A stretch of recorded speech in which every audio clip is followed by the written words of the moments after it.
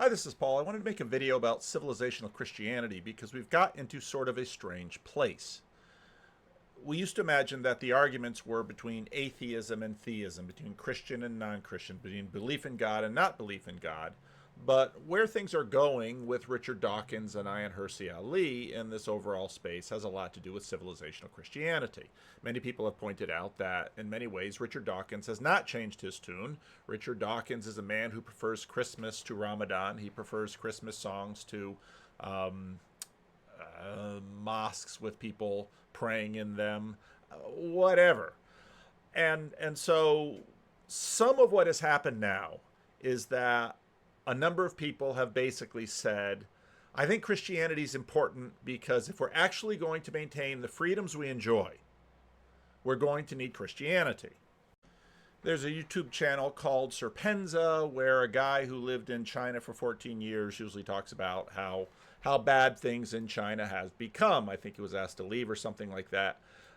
When I watch his channel, here he's talking about these long lines at the embassy, hopefully for a U.S. visa. So much of this is sort of standard practice in the developing world. Now, he makes the point that, well, China has tried to pass itself off as a utopia, but the economy is collapsing and things are not going well, and so people want to get out of China. The rich have already gotten out of China. The skyscrapers don't mean what they mean. Life is hard and brutal. Well, life is hard and brutal in a lot of places, not just China. And I'm not doubting what he has to say here. But one of the interesting things that he did say in here is basically, you can't talk about philosophy or religion or politics with people on the street because they won't talk about it, because they're afraid. And again, this is pretty standard stuff for a political tyranny. And a lot of this talk that has gone on, if you listen to Jordan Peterson's Exodus series, a lot of what was talked about there was political tyranny. And it is, you are not going to have, basically, the picture he gets of China, I can't tell you whether it's true or not true, but the picture he gives of China is that basically, if they're not making money, they're not happy because money is all they live for. Now, of course, there are a certain number of Americans that live that way too. That's not an uncommon thing with respect to human beings. They're always chasing their personal wealth, comfort, power. That is a human thing.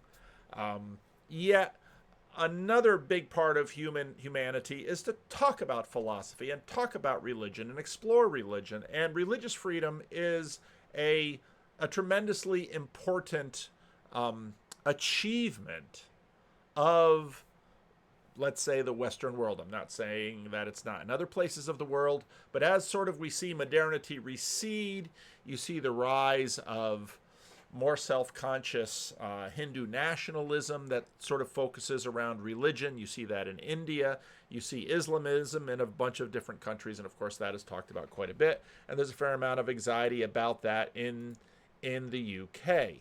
Now, of course, Richard Dawkins has made his opinions perfectly well known for a very long time, that he likes the cultural aspects of Christianity, that he enjoys being an Oxford scholar. But he doesn't like Islam, and so in many ways that sort of brought Dawkins and Hirsi Ali together because they both were against that. She grew up in Kenya, I believe. The Muslim Brotherhood was very big in that. I should probably read her first book, because she was sort of forced into a marriage, or was going to be forced into a marriage. She fled to the Netherlands, and one of the things that she said over and over and over again, if there's something Ayaan Hirsi Ali says repeatedly, it's that the West has lost its confidence. If it had confidence, it would stand up and protect its values. Instead, it's letting others run roughshod over its values. Now, obviously in the West, there's a big disagreement and there's a lot of discussion and enmity about, well, what exactly are our values? And especially during it wasn't too many years ago that I was hearing people say, well, we need limits on free speech. And that was, of course, until sort of political tides turned a little bit. And then suddenly, no, we need to have, so free speech again is something that's batted around. Now, obviously, an interesting part of this conversation was Ayaan Hirsi Ali telling Richard Dawkins, I do believe in the resurrection because I choose to believe. And that's not the part of this video, the part of that I'm going to go into. I'm going to talk about that a little bit, not necessarily the choosing to believe in terms of the Sunday sermon, but the debate about the resurrection. I think in some ways, the really interesting spot comes towards the end. We have a short amount of time left, and before we conclude, I feel we should touch on this question of Islam, because it actually seems, I think most people watching will be surprised by some of the language and the intensity of your agreement on this issue. You described it as a nasty religion. That's strong terms. What do you mean by that? I don't mean that individuals are nasty. I mean that the ideas of things like the penalty for apostasy is death. I mean, what kind of a religion is it that has to penalize people who leave it by killing them? Yeah. That is a revolting idea. Now, here's a question. Where does that idea come from about religious liberty? Now, to a degree, obviously in the Roman Empire, with a state of polytheism, you had a fair amount of religious liberty. But you also had limited religious liberty. For example, in the ancient Roman Empire, it was expected that you would offer sacrifices to the civic gods because the welfare of the city depended on participation in the civic cults. You could have your personal gods, you could have how many other gods you wanted, but for the sake of the city, you had to show up. It was in some ways like paying your taxes, but because, of course, they lived in a world in which life and death depended on the will of the gods, that was necessary.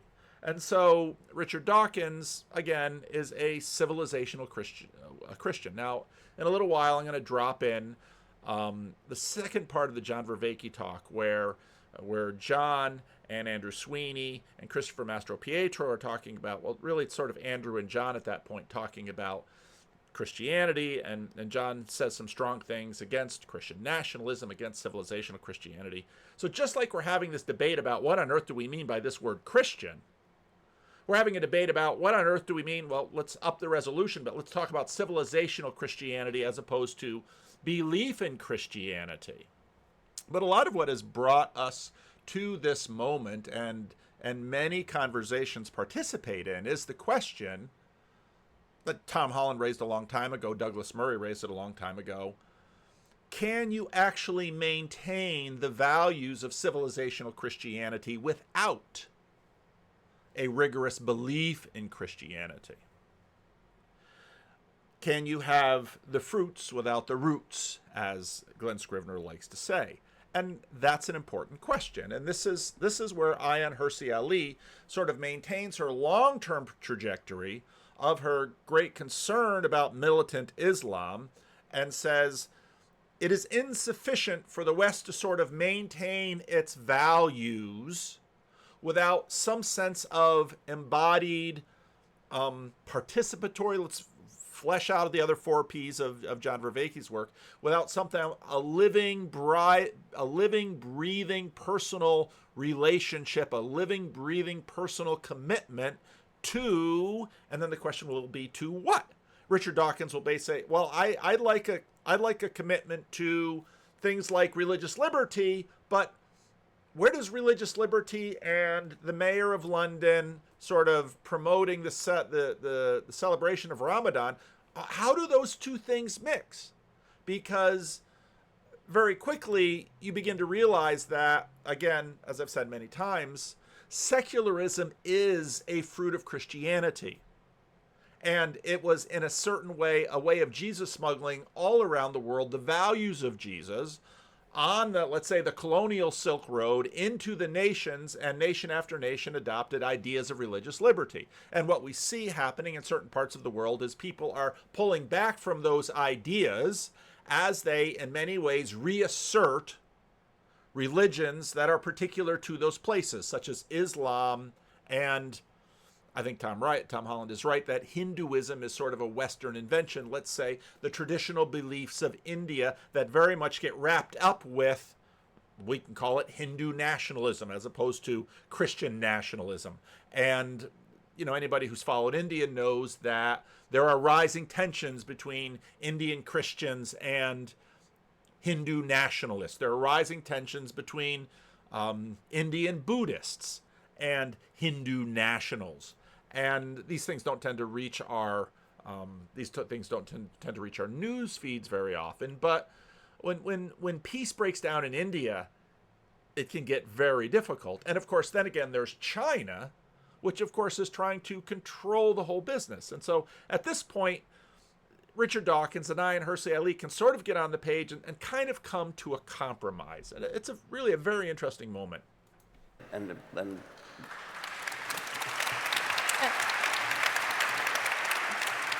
Are you, like Ayaan, are you anxious by the protests? Do you watch what's happening in the news with anxiety? In that respect, she seemed to be saying earlier that Islamist ideas are growing. I wasn't aware of that. I mean, the protests that are going on in American university at the moment look to me more like anti-Jewish, anti-Semitism. And the vector for this virulent anti-Semitism is Islam. It's radical Islam. On every university, there is a Muslim student association. There are Islamic centers, there are mosques, there are websites, and they propagate, and sometimes in the most sinister ways, their faith and their antipathies, and the antipathy that radical Islamists hold against Jews have had, like, they're running amok in our universities and our schools. So if from one day to the next we wake up, the 7th of October last year, that horrible event happened where 1,200 Israelis were killed, many of them young people, many of them actually on the left, in kibbutzim, and many, many women raped and people mutilated. And you would think that in making that moral reckoning, that students here or anywhere, even fellow Muslims have said, this is absolutely heinous and it has to be condemned all the way. That is not what we are seeing. What we are seeing is the investment that radical Muslims made here on our soil, those young people completely brainwashed into coming out and blaming the victim, draping themselves in kafirs, shouting genocidal slogans and chants on our campuses, and thinking that they are replicating 1968 and see themselves as anti-war patrons. Okay, and now another video I want to pull in here. Not that one, not that one. You know, I think Tom Holland is right that on one hand, in the middle of the 20th century, the Nazis sort of moved out other older evil archetypes in the imaginary of the West, and they have been stock movie characters. If you're going to have baddies in a movie, if you choose Nazis, usually you won't get into trouble with just about anyone. But the second one is the civil rights movement, and the impact that the civil rights movement had on, I think, number one, confidence. Because I've said it before, I think part of what happened in the civil rights movement is that the mainline invisible Protestant church that governed the North American religious register got troubled. And because it was exposed as being complicit in generations of institutional racism and in the systematic injustices against African Americans in the South and actually throughout the United States. And so the mainline church had to pivot. And the way it pivoted was, in many ways, secularity. This is from Daniel Williams' piece, How the Civil Rights Movement Converted White Protestants to Secularism. Patheos has so many ads. It's the you can, the readers are really, the reader modes are really important. When I began studying American history as a PhD student at Brown University 20 years ago, I quickly realized that my professors and fellow students were operating under a different moral code than I was. It was not the purely secular moral code that I, as a conservative white fundamentalist Christian at the time, naively expected them to have. Instead, it was a rights consciousness moral code that seemed to draw on the moral fervor of Christianity, but without the name. Many of the people who shared this moral code had not visited a church in years, and few professed any love for Christianity. Yet they spoke as if they were driven by a moral zeal of a religious conversion. In time, I realized that they were being converted, not to a church or revival service, but the 20th century Great Awakening known as the Civil Rights Movement. Nearly all of white academia had been baptized in the same religious revival. I found, and so had most white Democrats. When I looked into the matter more closely, I found that the religious conversion experience explained the secularization and institutional decline of white mainline Protestants and the tensions that many contemporary educated white evangelicals, especially evangelicals with graduate degrees in the humanity, experience as they try to reconcile the values that had been reinforced by their academic studies with a counter perspective that they hear in church. Indeed, an understanding of the conversion experience that white mainline Protestants underwent in the civil rights movement of the 1960s might offer the best explanation for the moral class of visions that has divided our nation and is currently rending several conservative evangelical denominations as they debate whether or not to endorse repentance for racial injustice or warnings against critical race theory. Now, that in many ways is addressing the new religion that Tom Holland is pointing to. And if you look at, let's say, this Peter Boghossian video, which I've pointed to a few times, they're sort of on Ayaan Hirsi Ali's side in this, which is ironic for atheists. So I think Christianity works better. Christianity has better outcomes Then the alternatives. all of them? No, most of them. I think that there's a small number of people that can handle atheism, and I know all of you. And I'm friends with all of them. Okay, here we Now, it's sort of a joke, but it's exactly what's happening with Ayaan Hirsi Ali and Richard Dawkins. Is something that is going on. There is the mind virus of wokeism, there is the mind virus of radical Islam, and atheism is not the answer. I cannot go with all. Now, basically, she's arguing that atheism is sort of like AIDS. It takes out the immune system. And then in rush, other more virulent things that tend to possess people, one of which is, wow, if what we need to do. I remember this going to college in the 80s. I started college in the early 80s, and I remember listening to professors lament and people lament at how university students no longer protested. Boy, if you're going to be a university student, what you should do is go out there and protest. And it's like, well, protest what? So then when I was in the 80s, the thing we had to protest was apartheid in South Africa. And divestment against apartheid was a big thing on Calvin's campus when I was in my last few years. And then also when I was in my last years, I went with a college January term group down to Sandinista, Nicaragua to tour the revolution. That was a really foundational experience for me. Because, in many ways at this point, I participated in a protest against Ronald Reagan with some of my professors, and I have a vivid recollection. This professor has since passed away, but I revisited this with him on an online forum at one point. We're at the Ronald Reagan protest we're at the Ronald Reagan presidential rally at the Gerald R. Ford Museum, and a bunch of us Calvin College students and professors had a big sign that said Reagan lies about Nicaragua. That was during the whole Iran-Contra thing. And we were going to be very polite activists, I don't know if I've ever told my activism story here on the channel.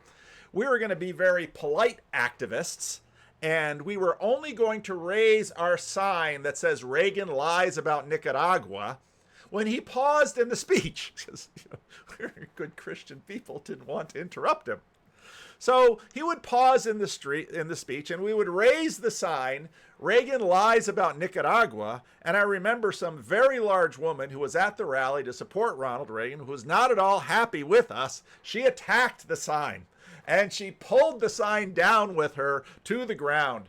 And I don't want to be insensitive, but she was of considerable weight and surprising strength as she clung onto this sign, which we could no longer interrupt the pauses of his speech.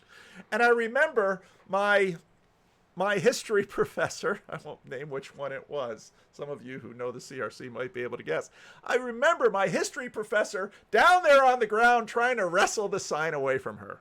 So there was my experience with activism. There was my experience in terms of the transformative experience of protest that the civil rights movement sort of put into the imaginary. But now, again, if in fact the American churches missed racism, which is so obvious all over the South, maybe they had missed the systemic oppression of women, and the systemic oppression of gays, and the systemic oppression of, and then just about anybody who would basically be able to make a case that they have been the victims of systemic oppression can sort of go through. I think of a football. I think of an offensive line that is just dominant, and they sort of plow over the defenders, and the running back can run through. Well, that offensive line of the civil rights movement sort of cleared the way. And it wasn't just Martin Luther King Jr. that ran through with the ball. There was a whole line of people that said, wow, there's a real hole opening there. Let's go through that hole and let's make this point. And so that then becomes a ritual and a liturgy. And basically what Ayaan Hirsi Ali says is that, well, new atheism kind of operates like AIDS. And once you sort of clear out the rigorous, crunchy beliefs of an actual religious system, the people are going to have an activist experience protesting Israel or protesting. I guess I did go to other protests. You know, I was at the anti-nukes protest in New York City, massive protest. You can look that up. I went there with my father. So you can have this experience of being a protester, being a on the vanguard line for good. And of course the rituals of that we saw all during George Floyd, the kneeling, the fists, the signs. These are all liturgies. They're basically liturgies of, well, what are they? Of redemption, liturgies of the age to come. I mean, the Christian language is at hand with all of this. All conscience to these young people and say there is nothing to believe in. Because the more we say there is nothing to believe in, there is nothing, then someone else comes and fills that nothing with something. And I don't like what I'm seeing. Are you anxious? I mean, some of the language you've used this evening, I'm not sure if you said clash of civilizations, but it was moving in that direction, will be anxious-making to people. I mean, you are now a Christian. Are you really hoping to go back to... Oh, anxious-making. What a term. You're anxious-making. I shouldn't. I mean, when you're on stage, it's just what comes out of your mouth. But this is exactly the anxiety that you'll see between Andrew and John Vervaeke with respect to dread Christian nationalism, that Christians are somehow... the pendulum's going to swing back, and pretty soon we're going to have blasphemy trials and all these kinds of things. That's the anxiety. The days where Christians take up intellectual arms against Muslims and we have a kind of civilizational conflict, it will be very anxious-making to people to hear that, perhaps. I'm not going there. I'm going to Chapel Hill, North Carolina. And you look at some of those frat students, And please just take a look at how they responded. Where there is an existing faith that is strong, it is very difficult for all of these other mind viruses to encroach upon and take over. That is as far as I'm going. I'm not saying let's start the crusades again. I'm just saying let's stand for what we have. Let's embrace it and let's defend it. And to defend it. Okay, but now that's pretty vague. Because is there a lot of difference between Ayaan Hirsi Ali and Richard Dawkins on this point? And I don't know that there's a lot of difference between John Vervaeke and Andrew Sweeney on this point as well. What are they asking for? They're asking for the basics of Western freedom that we have enjoyed. Free expression of ideas. We don't want to live in a place like China where you don't dare talk religion. Now you might not dare talk religion because people might get a little upset, but you're not afraid of the government. You have to have a counter message. There is a great deal of activism knocking on young people's doors, telling them, do you want to know the difference between right and wrong? Do you want to know the difference between truth and false? And I don't see any counter activism coming from humanists or coming from atheists. I see you and my fellow friends just as bewildered as anyone else when you look at this.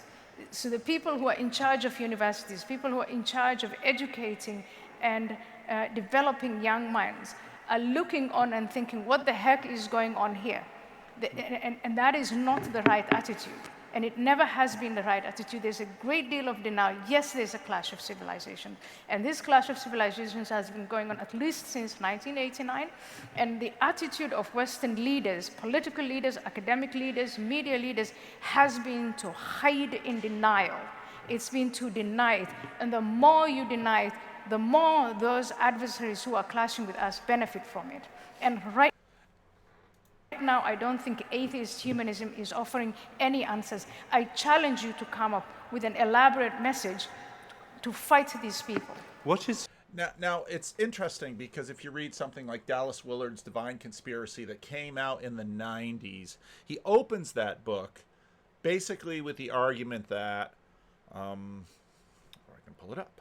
Now, of course, this is about the same time as the end of the Cold War, and it seems to be that end of the Cold War is an important transition because that's, of course, where you have 9/11 come in and new atheism take hold, and now we're seeing new atheism fall away. This is a little bit earlier. Robert Coles, professor of psychiatry and medical humanities at Harvard and a well-known researcher and commentator on matters of social and moral, published a piece in the Chronicle of Higher Education on the disparity between intellect and character. The piece is about the task of connecting intellect to character. This task, he adds, is daunting. His essay was occasioned by an encounter with one of his students over moral insensitivity. It is hard for him to say immoral behavior. Of other students, some of the best and brightest of Harvard, this student was a young woman of Midwestern working class background, where, as it is well known, things like right answers and ideology remain strong.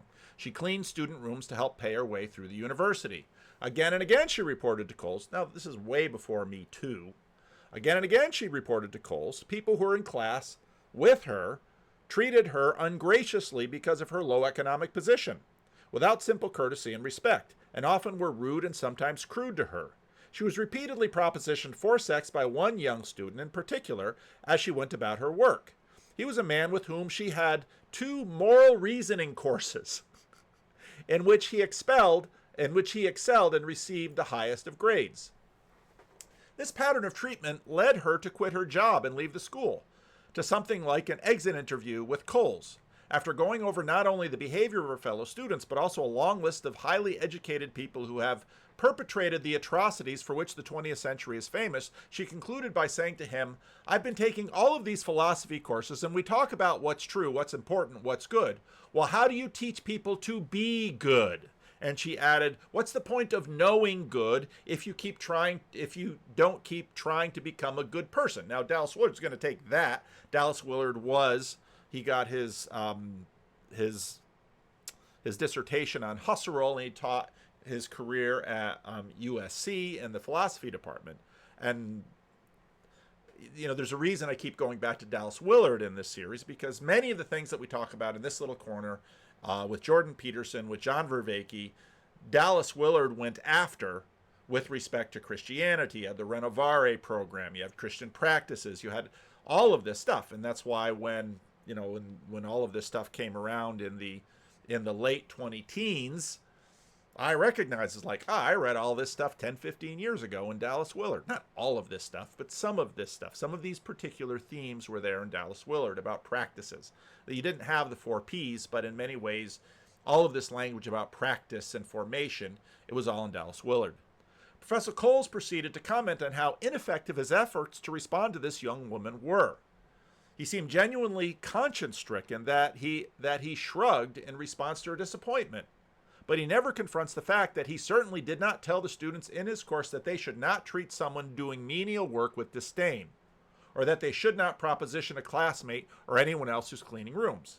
Now, those kinds of things are going to come up later on in social movements that come, but here's the point between, Ayaan Hirsi Ali says basically, New Atheism just basically cleared the field and all these other ideologies walked through. New Atheism was the exorcist that cleaned certain things out of the house, and 7 more demons worse moved in. Your message to your Muslim or formerly Muslim followers. I mean, you have many, many people who see you as a beacon of someone who has left their Islamic faith behind and has found success and flourished in a secular Western society. What do you say to them now that... So again, there are a billion and some Muslims, and there are Muslims who are peace-loving, who hate the Islamists, who hate the message of hatred and blowing people up and closing the minds and threatening people that if you leave Islam, you're going to be killed, which is absolutely revolting. So right now, I have more genuine Muslim friends than I ever had before, because the same individuals who reject, they still identify as Muslim, but they reject the idea of forcing faith on other people. And so a lot of them, my Muslim friends, are scratching their heads and wondering why Western civilization is committing suicide, why they're allowing this, in the name of freedoms, in the name of freedom of speech, freedom of association, and freedom of religion. We have allowed a cult of power, Islamism, a political totalitarian ideology, to seed itself here, deepen and broaden and grow, and we have nothing in return to say. And it's a cult that wants to destroy the very freedoms that it uses to advance its agenda. So what is your invitation to your Muslim or formerly Muslim followers? Is it become a Christian? I'm not telling people to become Christian. All I have done is explain why I have become a Christian. I'm not saying to fail. I did say at one point in 2010, if you're a good person, leave Islam, and told the Catholic Church, why don't you win hearts and minds that way? That is not what I am saying today. But I am saying to those fellow Muslims, I'm in a club with the Clarity Conference. It's Muslim reformers, ex-Muslims, people with a background like mine. And what we do is,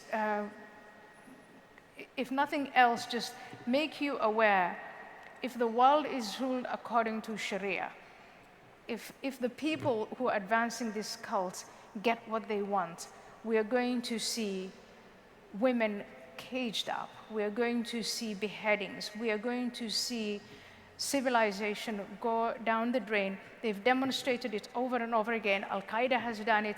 ISIS has done it. Hamas is doing it today.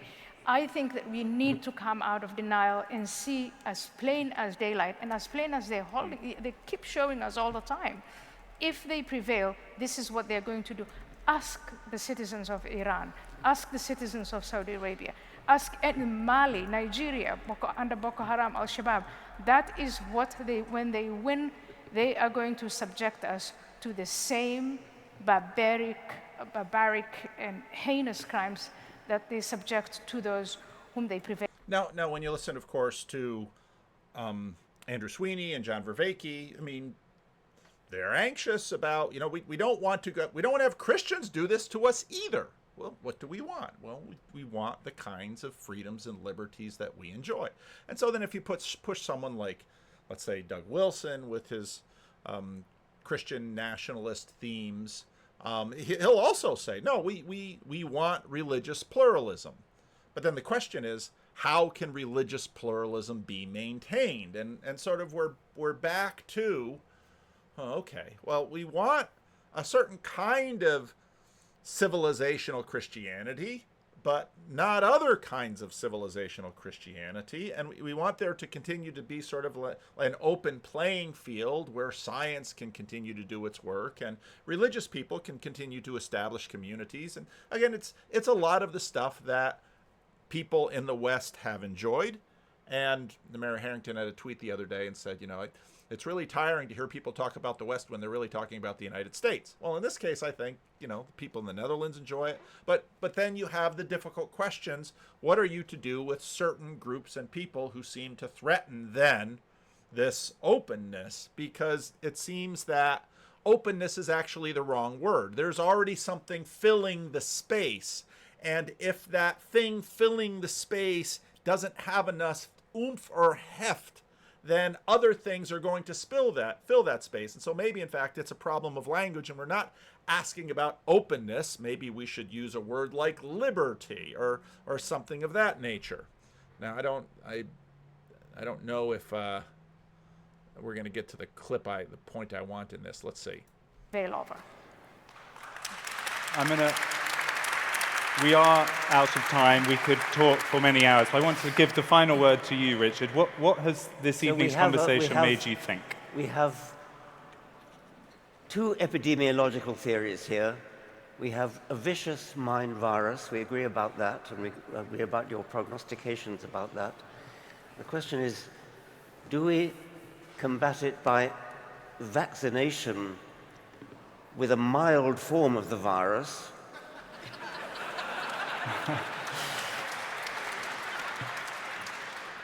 Or do we say no viruses at all and go for enlightened rationality?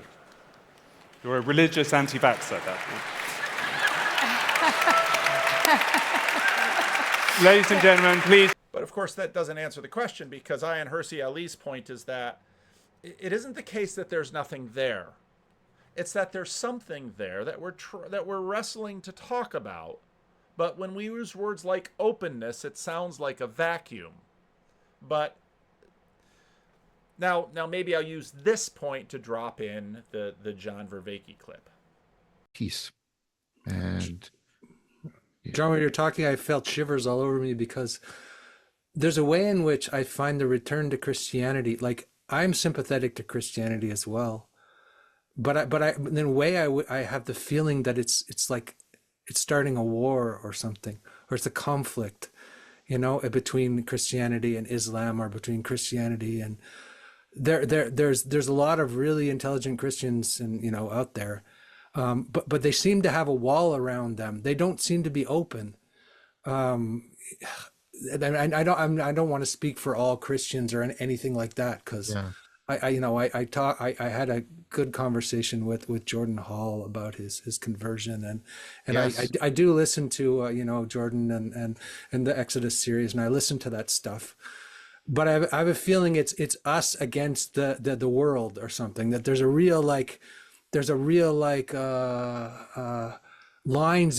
strong lines being drawn, which feels somewhat dangerous to me. Does that make sense?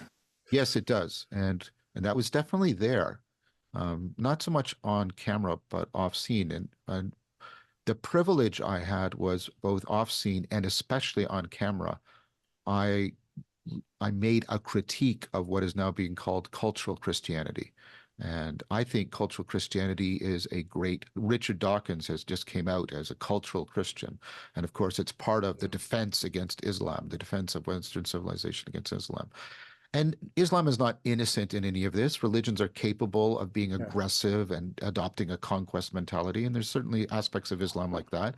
But of course, there is and has been aspects of that in Christianity and everything else. And so I was able to criticize critique in the philosophical sense cultural Christianity, because I think it is a great disservice to what Jesus of Nazareth was trying to share with people, because it instrumentalizes Christianity and There you therefore go. Yeah.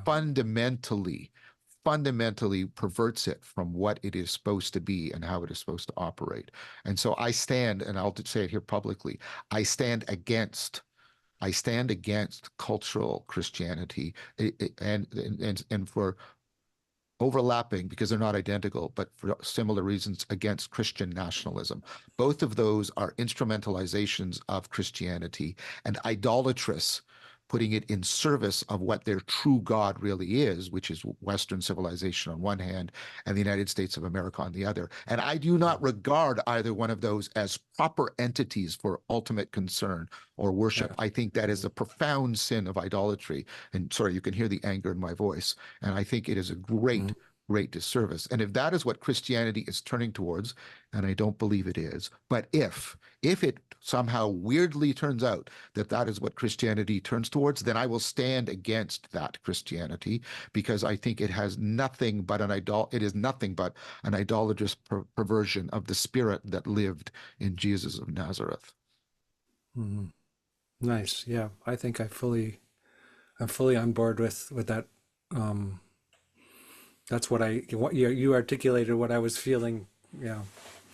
So, of course, Peter Boghossian, Michael Shermer, we know who they are.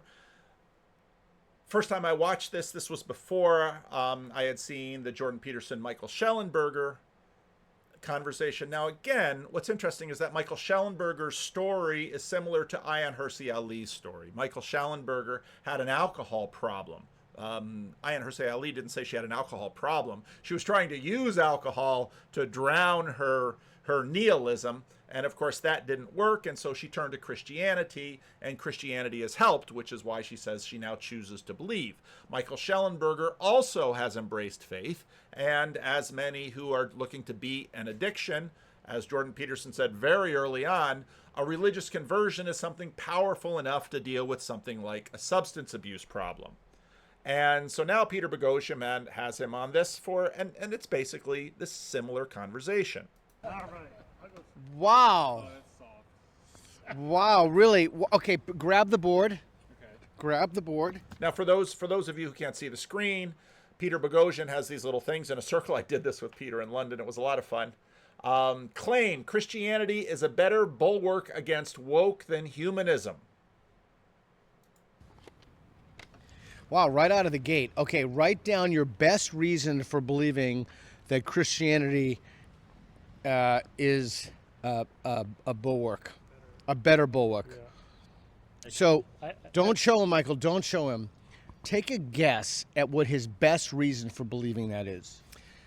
Because Christians have a sense of right and wrong that is absolute and objective, they believe. And therefore, wokeness, which is based on more moral relativism, doesn't work. Wow, that is so interesting. Is that don't tell him the reason, but Okay. Is that correct? No. Is his reason better or worse than the one you have written here? Worse. Sorry. Okay. No, that's fine. That's fine. We're all I friends love you, here. but no. We're all friends here. Okay, so don't show him. Okay. Don't show him. I want you to guess what his reason is that he wrote down. Now, before he answers, it's interesting. It's interesting that Michael Sherman's attempt to mind read Michael Schellenberg was a very modernist answer. Oh, Christians are moral realists, so therefore they've got some deeper, stronger stuff to sort of address this. Because only a secular alternative to wokeism can undermine wokeism. Is that correct? Say it again. Only a secular. Because only a secular, not a religious alternative can undermine and replace wokeism.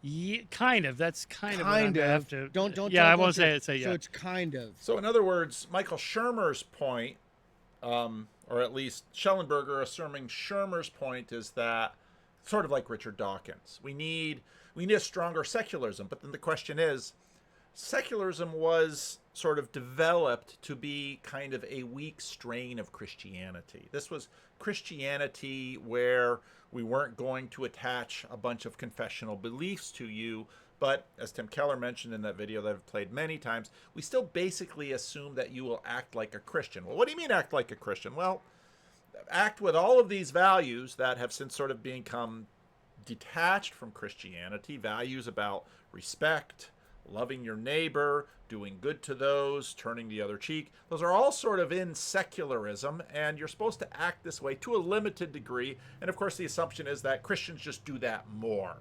It's almost like the difference between a hobbyist who perhaps plays tennis on weekends and a professional tennis player, but they're still playing the same game.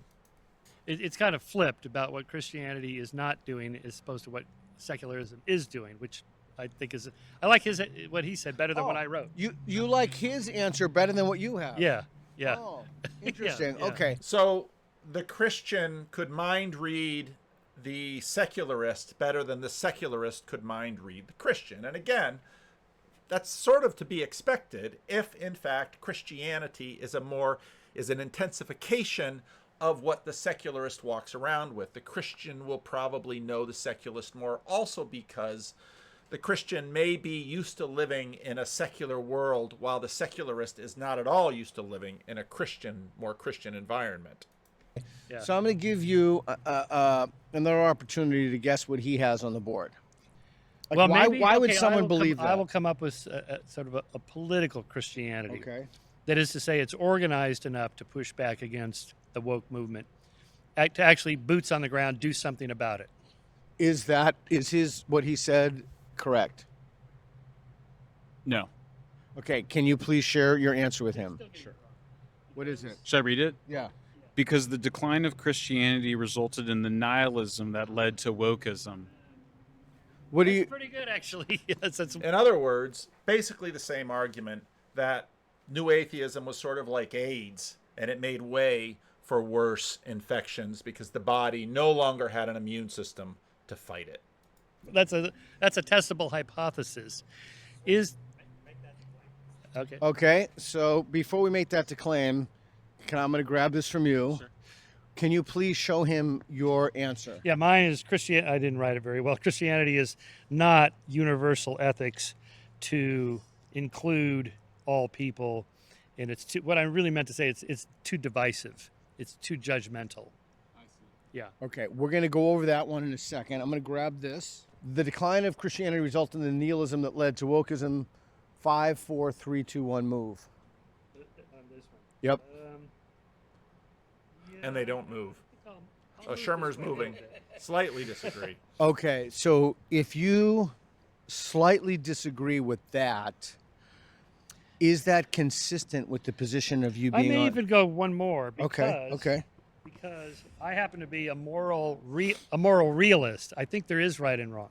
I think there's objective reality, and I think the woke movement is simply wrong about what they think is true. And so at least the Christians have a sense of right and wrong.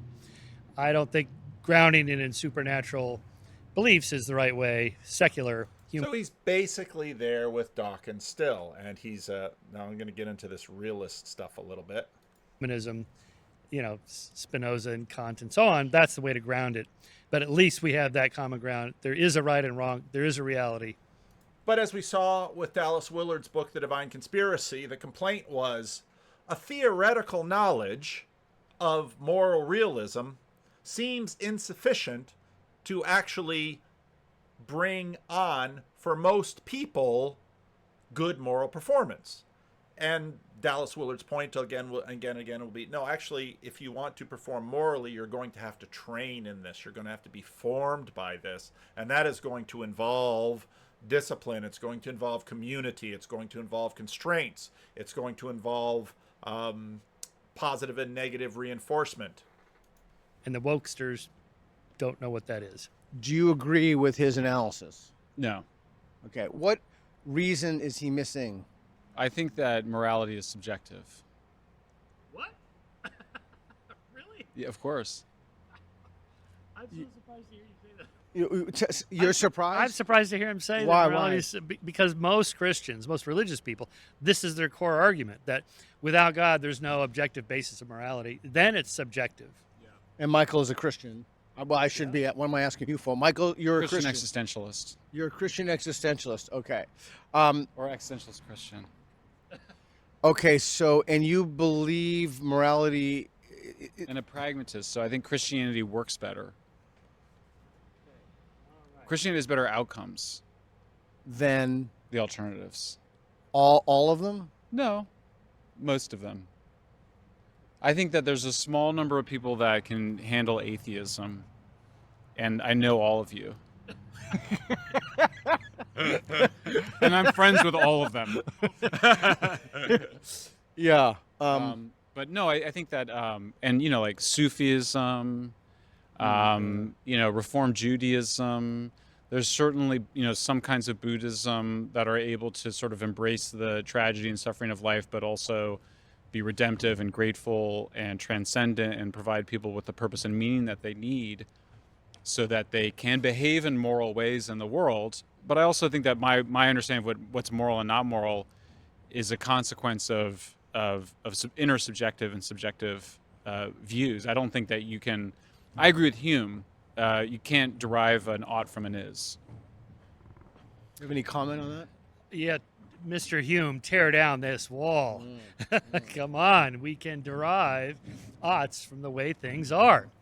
That people... Now, this is a very interesting turn, of course, and Shermer's surprised, and I want to bring in... So Nathan Jacobs, who's been on the channel, and we did we ever do a video talking about ARC? He and I palled around quite a bit. We were with Glenn Scrivener and some other good folks at the ARC conference, and he reapproached me a couple months ago and said, you know what you said to me a few years ago, that I should get on social media, maybe do a podcast, that this actually could be a good vehicle for getting some of my ideas out there. You were right. So then we're going to do another conversation, and he's got a podcast, and I'll put some of those links in the notes below if you want to follow Nathan. But he gets into a bunch of these things sort of from a philosophical perspective. Today, we'll take a look at that and see what we find. Now, when asking a question about ownership of this kind, we're really moving into a discussion of property, and specifically property rights. That's what the gatekeeping question moves into. Now, historically speaking, there are really sort of two main positions with regard to property rights. The one view is a natural view of rights, and the second view is what's called a positivist view of rights. This difference is the sort of thing you find in modern philosophy. If you contrast, say, the writings of John Locke on the one hand and the writings of Thomas Hobbes on the other. Locke has a natural view of rights. Hobbes, on the other hand, has a positivist view of rights. So what's the difference?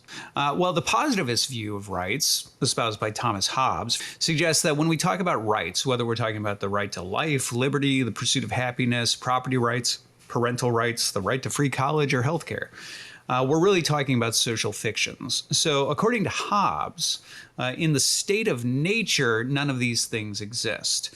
Hobbes has a very bleak view of human nature and of nature generally. He suggests that really when you strip away all culture, all government, things like that, really all you have is a struggle of power. So this is the sort of thing you see in post-apocalyptic shows like The Walking Dead.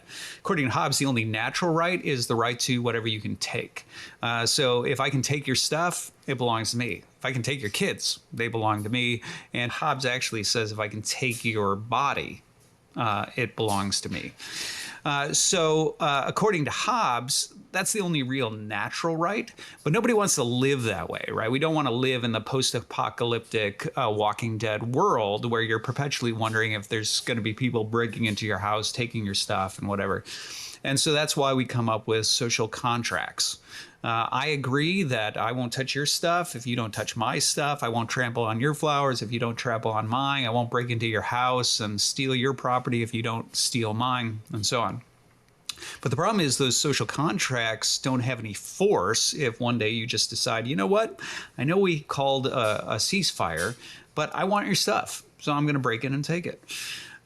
So that's why Hobbes suggests that what you really need is you need a sovereign, right? You need a government, and preferably a really strong, scary government who can enforce those social contracts. And so that's where the government comes in. And the government is the one who says, yes, that's right. You have stuff that belongs to you. You have stuff that belongs to you. We're going to call this property. You have rights over that so that you can't just take his property and he can't just take your property. And I, the government, am going to enforce that. So if you cross this line, you try to take his stuff, we're going to call that theft, and I'm going to punish you in some way for it. And that's where we get rights, right? So these are not actual features of nature, these are inventions. And specifically, they're governmental inventions. So when you're talking about property rights, you're talking about that sort of arrangement. And for that reason, there are no real natural rights. When we talk about saying having a right to free healthcare, well, for Hobbes on the positivist view, sure, the government could do that. The government could just decide, yeah, we're going to give you that right, the right to healthcare, and we're going to enforce it. And then, voila, you do have a right to free healthcare because the government has given you that. Of course, if the government changes its mind and says, no more free healthcare, now you don't have that right, right? So ultimately, rights really are just inventions of the governmental system. The government can give them, the government can take them away. You can't talk about the government violating your rights because the only rights you have are whatever are enumerated and given to you by the government. Now, contrast this with the natural view of rights that we find in John Locke, for example. John Locke suggests that rights really are a feature of reality. You do have a certain innate right, say, to your children. There is a real relationship there between you and them. They proceeded from your own body, from your own person. And for that reason, you do have a real relationship as parent to child. And that comes with both duties and with rights. If I make something, right, I invent something or I build something, that thing that I make, let's say it's an invention, it's meaningful to say that that is my invention. That refers to a real relation, in reality, that's accurate, that's truthful. And so if you come in and you take that from me without my permission, we can say truthfully, regardless of government, regardless of social contracts, that you have stolen something that belonged to me. That's all meaningful and true. And so for that reason, what John Locke suggests is that rights are real features of reality prior to government, without government.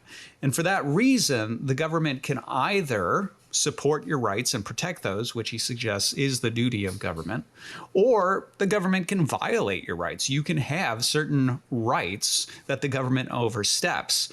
Now, that way of thinking, that way of speaking only makes sense within a natural view of rights. As I said, a positivist can't say that. You only have what rights the government gives to you. And so this is the contrast, right? Are rights real things, part of nature, that are there regardless of government, regardless of social contract, that can be acknowledged and enforced and protected or violated by people or by governments or whatever it is? Or are they mere inventions of the society? The one view that they're inventions is a positivist view. The second view that suggests they are real features of reality is the natural view of rights. Now, as an aside, the U.S. Constitution presumes a natural view of rights. You can see this in the reference to inalienable rights in the Declaration of Independence. Only someone with a natural view of rights can speak about inalienable rights. For a positivist, there is no such thing. The government can give you rights, and the government can take away those rights. They're inventions. So that in itself indicates a natural view of rights. But you also see this in the Ninth Amendment. The Ninth Amendment states that the people have certain rights, not here enumerated, and they retain those rights. Again, for a positivist, the only rights are enumerated rights. So by suggesting that somehow you have innate rights that are not named by the government and you retain those despite government, again, that indicates a natural view of rights. Now, I hold to a natural view of rights. And incidentally, I'll just say that I think the case being made really can only make sense under a natural view of rights. And here's why. If I were a positivist, the question can be immediately answered. Can a people own a language and gatekeep for it? Both questions. Well, for Hobbes, the answer is if they have the power to do so. So again, remember that for Hobbes, the only natural right there is whatever you can take by force. So if a people can successfully build a language and then successfully by force gatekeep for that language, making sure nobody else uses it, then they have a right to that language. But that's about it.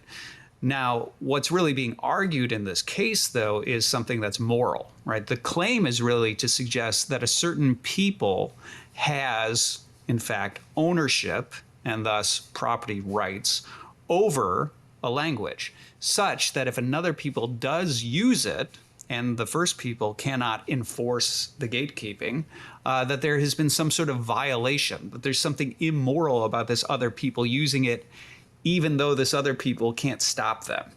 Again, that sort of case, that sort of moral case only makes sense if you have a natural view of rights. And I do. So that's why I actually find the question interesting, which is why I want to explore it. Now, just full disclosure, one further commitment I have going into this exploration is realism.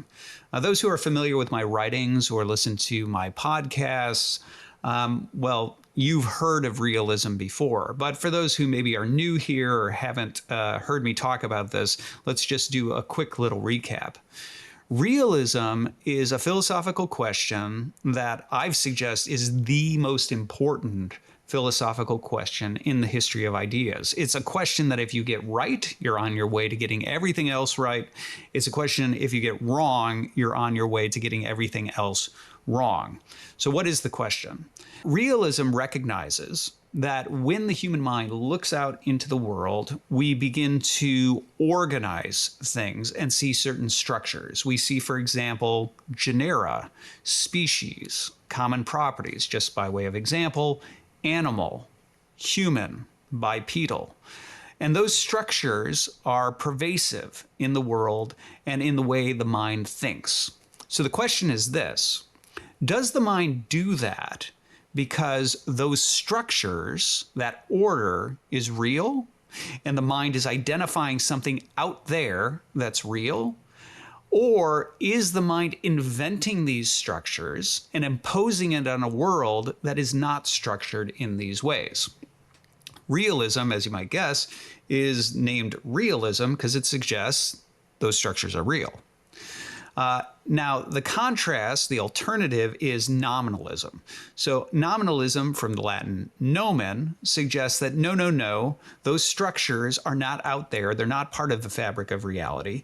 Rather, what happens is the mind, needing to organize its experiences, ends up looking out over the world and imposing on it certain structures such as genus, species, common properties, and so on. So nominalism is... Well, that'll give you a taste, and Nathan will go back and forth over nominalism, and it'll be we might talk about that a little bit when we get there, because it's, well, and part of the reason why I like what Nathan does is Nathan has a real gift of explaining things clearly and quickly, unlike someone like me who tends to wander about and get lost in its own rabbit trails. Now it's interesting that sort of Schellenberger gets kind of called out by Schirmer here, and I'm not going to hold Schellenberger to too much here, because obviously Nathan Jacobs is a philosopher. I believe that Schirmer is also both Schirmer and Peter Boghossian. I believe they both have degrees in. I know Boghossian does, but I believe Schirmer does too. So I'm not going to hold them to this, but still, the argument is, of course, with Nathan Jacobs' realism and his ideas about, let's say, the positivist perspective on rights and the idea of natural rights, is that in fact there is a structure to things, and I'd really believe that part of what Jordan Peterson and definitely Peugeot and Vervaeke have been about is sort of, once again, being able to give people a vision of structures that are beyond our projection. And I think that's deeply behind the kind of psychological correspondentism that Jordan Peterson is doing with the Bible, It's beyond the sort of symbolic correspondence that Jonathan Peugeot is showing with these things. The question, now again, John Vervaeke on his Silk Road has been, moving along in different ways, and a la the last video that has the Silk Road camels on it, and the heads on the camels. We've moved beyond the religion that's not a religion, and now we're on the Silk Road, and now we are in fact, we are not in the silk factory making things. We are out there discovering things, and we are out there looking for homes that are historical and real, although continue to engage with one another across many of these ideas. But when it gets to the question of how is the Silk Road maintained? Who keeps the Silk Road open? Because, Ayaan Hirsi Ali, New Christian, Michael Schellenberger, pragmatic existentialist Christian, whichever way he wants to do it. Most people in the West we want to keep the road open. Why? Well, pragmatically, many Christians basically say, and again, there's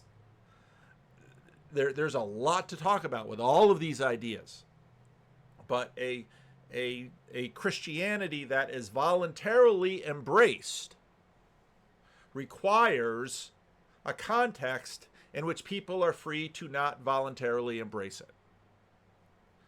And, part of Jordan Peterson's ARC mission that he comes back to again and again and again is he continues to say, this has to be voluntary. And yet, we do need governments that have structure and laws and rules. And then, of course, the question is, well, how are these laws and rules to be defined? And okay, you've got to so the consent of the governed, the will of the people. People can be problematic sometimes and put in governments that are. Recently, I saw this. A woman was talking about. Well, this was a piece on the AI industry and sex and drugs, and this woman was talking about CNC, and I didn't. I so often feel like a babe in the woods. It's like I don't know what she's talking about, and then I look it up on the internet, and it's like, oh, that's what she's talking about. Consensual, non-consensual. It's like, well, what is that? And so part of what Ayaan Hirsi Ali is concerned with is that people are going to give away their freedoms. But then it's really difficult. Again, even the word freedom, I think, in our minds provokes an idea of sort of openness. But I think part of the reality is it isn't open. It has to be filled with something. And so now that even some of the new atheists are saying, well, there has to, well, let it be secularism. And they're saying that as if secularism was developed in a clean room free of the contagion of Christianity. But of course, that makes absolutely no sense if you're Richard Dawkins, because he wants all of the cultural artifacts of Christianity without any of the stuff that produced the artifacts of Christianity. And someone might say, well, won't that get stale? Don't you want, let's say if you really love Apple products, don't you want them to make something new? And if it's going to be a product that you love because you really liked your old MacBook Air, it's probably going to be from the same people that made your old MacBook Air, Richard. And sort of the exorcism aids of new atheism made the entire system weak. And so all you're getting are Chinese knockoffs of iPhones. So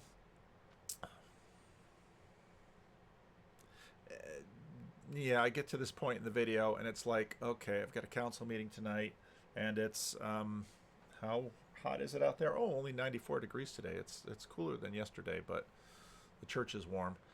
And I think, oh, surely I should give you something that you can sort of put a bow on, but I don't have it. I just got the stuff that I gave you all as disorganized. I'm not nicely sort of, the thing about Nathan Jacobs, he's also a filmmaker, And so, I mean, look at the camera work. He's got this really cool mic, and he's got his office, and it's sort of he's sort of got his hands up like in the icon back there.